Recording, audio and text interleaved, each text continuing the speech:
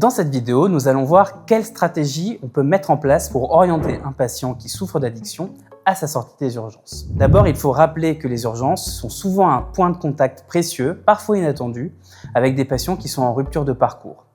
Même si la venue n'est pas directement liée à l'addiction, c'est souvent l'occasion d'un repérage et d'une première intervention minimale.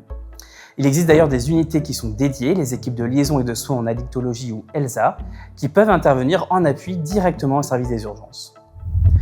Avant toute orientation, il est bien sûr important de réaliser une évaluation clinique complète qui va comprendre l'identification des substances concernées, l'évaluation du niveau de risque, la recherche de signes de dépendance, de sevrage ou de surdosage, mais aussi, si nécessaire, l'exploration du contexte somatique, psychiatrique et social. Cette évaluation, elle permet de poser les bases de l'alliance thérapeutique et d'adapter la suite du parcours. Une fois que la situation aiguë est stabilisée, plusieurs options sont possibles selon le contexte, la motivation du patient et les ressources disponibles. Première stratégie, l'orientation vers une consultation d'addictologie ou de psychiatrie en ambulatoire. C'est ce qui est le plus fréquent. Elle peut se faire en ville, elle peut se faire en consultation hospitalière, en centre médico-psychologique ou en centre d'addictologie, XAPA, voire en centre jeunes consommateurs pour les plus jeunes. Elle peut aussi se faire via les équipes de liaison dont on a parlé tout à l'heure.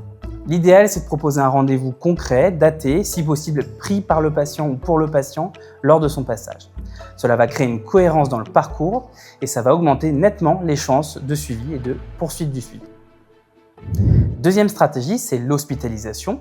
Elle peut être à envisager en cas de sevrage complexe, de risque de rechute sévère ou en présence d'une grande vulnérabilité sociale ou psychiatrique. Elle peut se faire en médecine polyvalente, avec appui addictologique ou dans les unités d'addictologie spécialisées si besoin, qu'on appelle les services de soins complexes. Troisième stratégie, la mise en lien avec des ressources communautaires, associations, groupes de parole, centres d'accueil à bas seuil, médiateurs de santé pair, il y a plein de stratégies qui existent aujourd'hui. Ces relais, ils sont précieux, notamment pour les patients en situation de précarité ou de marginalisation. Ils participent à maintenir un lien et à réduire les ruptures de parcours.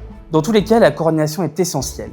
Il est important de travailler en lien avec le médecin généraliste, l'assistant social et si possible les structures de soins déjà impliquées. Cela permet une meilleure continuité des soins, une prise en charge cohérente sur le long terme. Enfin, il ne faut jamais sous-estimer la portée d'un échange médical bienveillant. Même une intervention brève, à un moment charnière, pourra susciter une prise de conscience et favoriser l'engagement dans les soins dans le futur.